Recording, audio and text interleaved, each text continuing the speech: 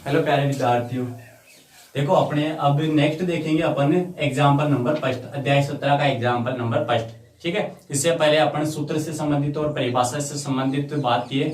अब क्वेश्चन ये example number first, एक विद्यालय में कार्यरत प्रधानाध्यापक समेत 5 कर्मचारियों का वेतन क्रमशः 8,000 रुपए, 5,000 रुपए, 4,000 रुपए, 2,500 रुपए और 1,500 रुपए मासिक है। विद्यालय में कार्यरत कर्मचारियों का औसत मासिक वेतन ज्ञात कीजिए। औसत ज्ञात करना है, औसत मासिक वेतन ज्ञात करना है। ठीक है, तो यहां से देखो अपन सबसे पहले अपन को इसमें जरूरत होगी कि औसत का सूत्र। ठीक है, तो औसत के लिए देखो सूत्र क्या है, इसमें हल देखते हैं। औसत के लिए या पहले अपने पास कितने कितने रुपए दिए हैं वो रख लेते हैं। देखो 8,000 रुपए दिए हुए हैं, पहले तो 8,000 रुपए। नेक्स्ट आ गया था 5,000 रुपए। इसके बाद में क्या था 4,000। ठीक है, इसके बाद में क्या था 2,500। ठीक है, 2,500 और नेक्स्ट क्या था 1,500। 1,500। तो ये 5 कर्मचारी दिए हैं, 1 2 3 4 5। ठीक है, अब क्या करेंगे, औसत मासिक वेतन का क्या रखेंगे, फॉर्मूला रखेंगे। तो देखो औसत के लिए सूत्र होता है औसत बराबर सभी प्रेक्षणों का योग बटा प्रेक्षणों की कुल संख्या। ठीक है, ये रहेगा।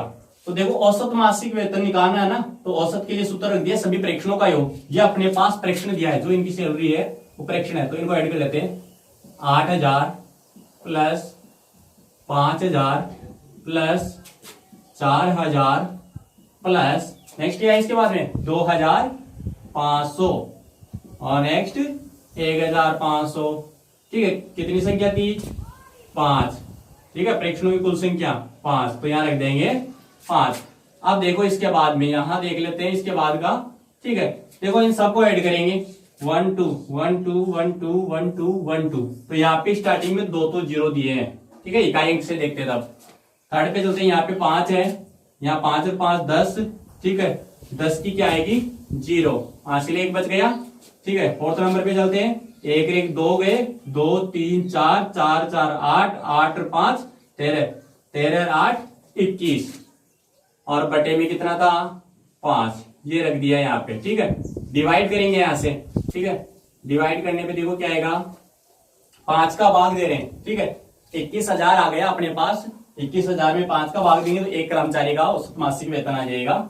देखो 5 का भाग दे रहे हैं, 5 का 20, 1 बच गया 10, 5 2 10, 2 0 ऐसे कैसे 4,200 रुपए। ठीक है, कितना आ गया 4,200 रुपए।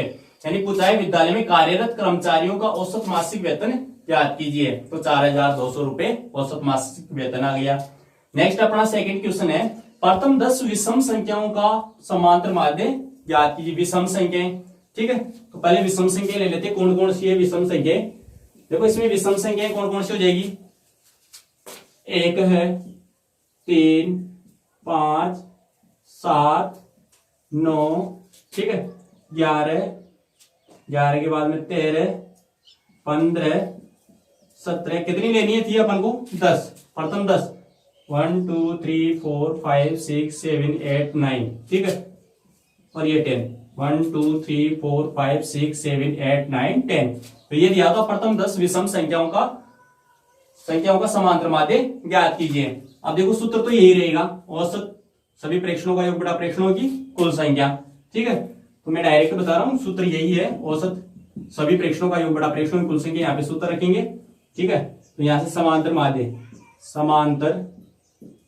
माध्य देखो इसका सूत्र रख लेते हैं, समांतर माध्य बराबर सभी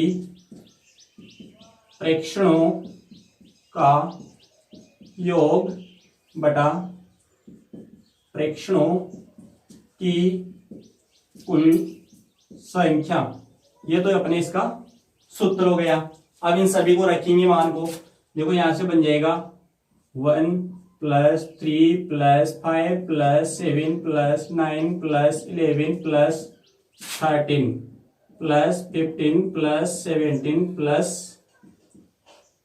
प्लस 19, इन सबको ऐड करना है। ठीक है, इन सबको क्या करना है, ऐड। और कितने हैं ये, 10 विषम संख्या थी, तो यहां रख देंगे 10। तो ये यहां तक अपन को प्राप्त हो गया। अब देख रहे हैं कि इसका योग कितना आता है, तो इन सबको जोड़ेंगे। 10 विषम संख्या थी, इनको जोड़ने पे, इन सबको जोड़ने पर प्राप्त होता है 100। कितना आ रहा है, 100। ठीक है, 100 और डिवाइड में कितना, 10। देखो 0 से 0 कैंसिल हो जाएगा, 10 बच गया समांतर माध्य। ठीक है, तो इसका समांतर माध्य कितना गया, यानी लिख लेते समांतर माध्य बराबर 10। तो ये 10 विषम संख्याओं का समांतर माध्य आ गया। ठीक है, और नेक्स्ट देखेंगे अपन इसके बाद में अगला एग्जाम्पल।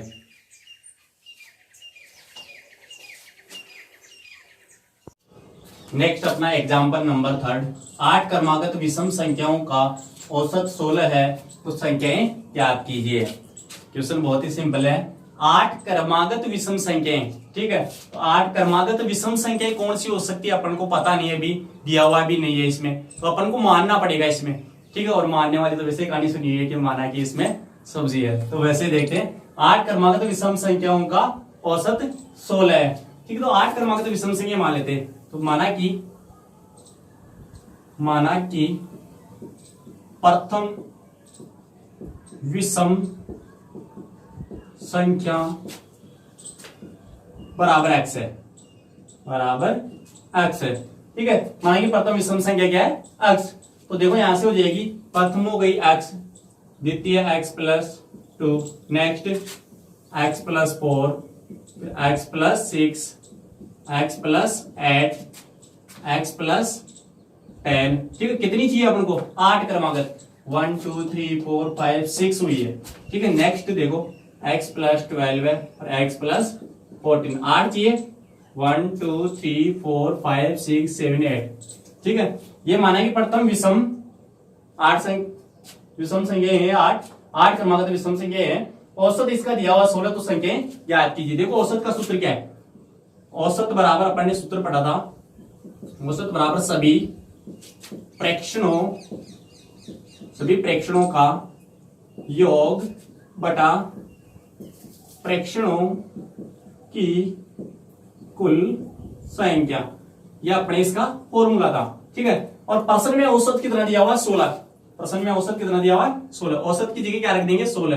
तो 16 बराबर, देखो सभी प्रेक्षणों का योग, इन प्रेक्षणों का योग करेंगे, x का x प्लस 2, फिर x प्लस 4, x प्लस 6, और नेक्स्ट क्या आएगा इसके बाद में, x plus 8, x plus 10, x plus 12 और x प्लस 14।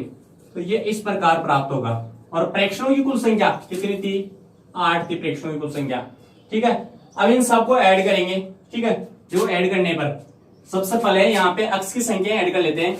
देखो अक्ष तो कितने, 1 2 3 4 5 6 7 8, 8 बार x हो गया, तो एक तो आ गया अपने पास 8x प्लस, नेक्स्ट संख्या देखते कितनी हो रही है टोटल। देखो ये हो गया अपने 14 में 12 ऐड करेंगे 26। ठीक है, 26 से 10 36। ठीक है, 36 में अपन क्या ऐड करेंगे, 8 ऐड कर देंगे, तो ये हो गए अपने 44। 44 से 6 50। ठीक है, 50 से 4 54 और 55 56। तो ये प्राप्त हो गया अपन के टोटल 56। ठीक है, अंक को ऐड किया है अलग से, अक्ष की संख्या को अलग से ऐड किया है, यानी चरपद और अचरपद को अलग से ऐड करेंगे। ठीक है, बटे में कितना दिया हुआ था, 8, और औसत कितना दिया हुआ था, 16। इसके बटे में 1 रख लेते हैं और वजन गुना करते हैं। ठीक है, 1 को 8x से गुना करेंगे 8x, प्लस 56 को 1 से गुना करेंगे 56, बराबर 8 से भी इसको गुना करेंगे। देखो 8 छिंग 48 के 8, हासिल 4, 8 एकम 8, 8 4 कितने हो गए, 8 4 12, 128, जो 16 घंटे 128। तो ये प्राप्त हो गया यहाँ से। अब देखो यहाँ से मान निकालते हैं, 8x बराबर 128 माइनस 56 कर देंगे। ठीक है, नेक्स्ट देखो क्या आएगा, यहाँ देख लेते हैं। देखो यहां से 8x ऐसे का ऐसे रहेगा, ठीक है ना, 8x ऐसे का ऐसे रहेगा, यहां से घटाएंगे, 8 में से 6 घटा रहे हैं, 8 में से क्या कर रहे हैं, 8 में से घटाएंगे 6, 8 में से 6 घटाने पे 2 प्राप्त हो गया।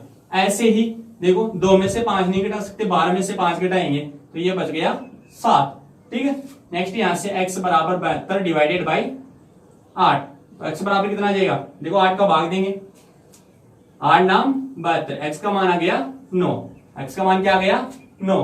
तो देखो ये 9 जो प्राप्त हो गया, इस मान को इन संख्याओं में रखेंगे, x की जगह रखेंगे और प्रथम 8 क्रमागत विषम संख्याएं प्राप्त कर लेंगे।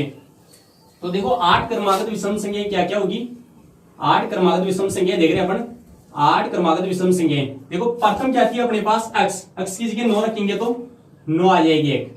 सेकेंड क्या आएगी, 9 को रखेंगे अपन x की जगह, ठीक है, x की जगह क्या रखेंगे 9, 9 और 2 को ऐड कर देंगे तो कितनी हो जाएगी 11, ठीक है।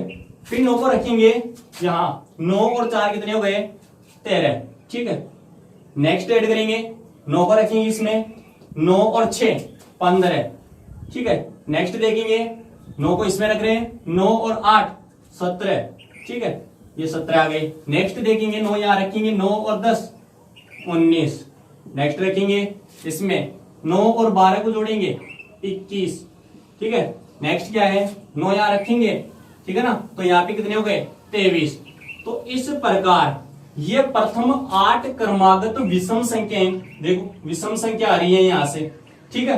तो ये अपना हो गया 8 क्रमागत विषम संख्याओं का औसत 16 है, तो संख्याएं ज्ञात कीजिए, तो संख्या हो जाएगी 9 11 13 15 17 19 21 और 23। तो इस प्रकार अपन सोल्व कर सकते हैं, ठीक है।